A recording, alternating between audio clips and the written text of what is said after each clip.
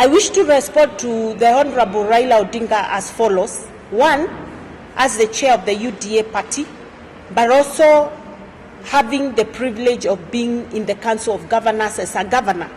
One, the Constitution envisaged a situation where there will be some partnership between national government and county governments.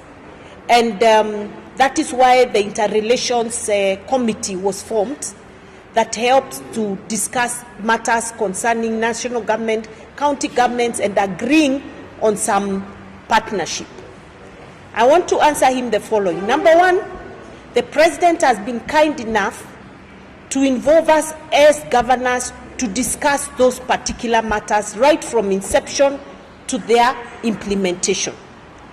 A good example is the county aggregation and industrial parks and the EPZs that are in some counties, and the CAIPs are in all the 47 counties. Now, this is a pure partnership between the national government and the county governments.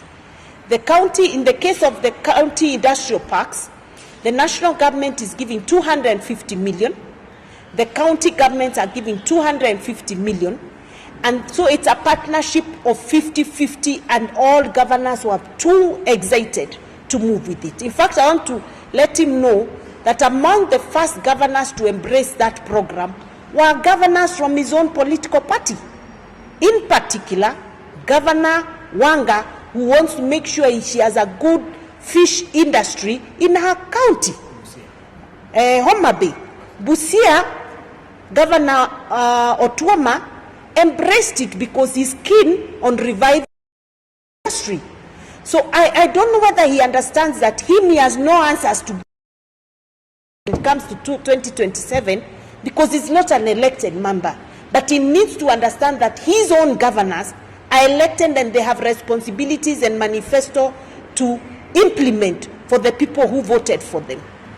The second issue is that in the Ministry of Health on matters concerning community health promoters. Again, in that particular instance, we have the President proposed that, we need these community health promoters. They are very important for primary health care. And as we move towards universal health program, we need to make sure that these people are up and running.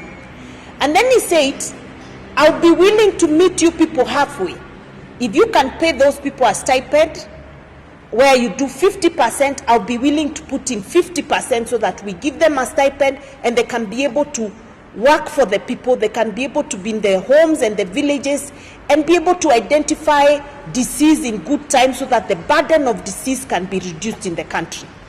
Each governor, already in their budget, they have 50% for the community health promoters.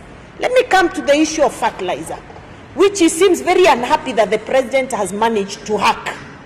Because if you remember, during the campaigns, the President went around and promised farmers cheaper fertilizer.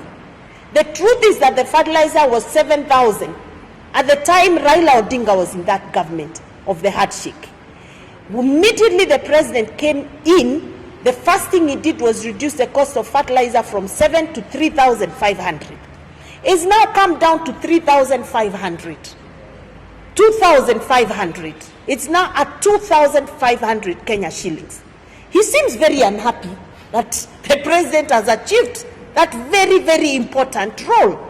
And it's because we have told him, instead of us going to Maandamano, we bought our fertilizer cheaply, went to the farms, we grew our crops, we've had a bounty harvest.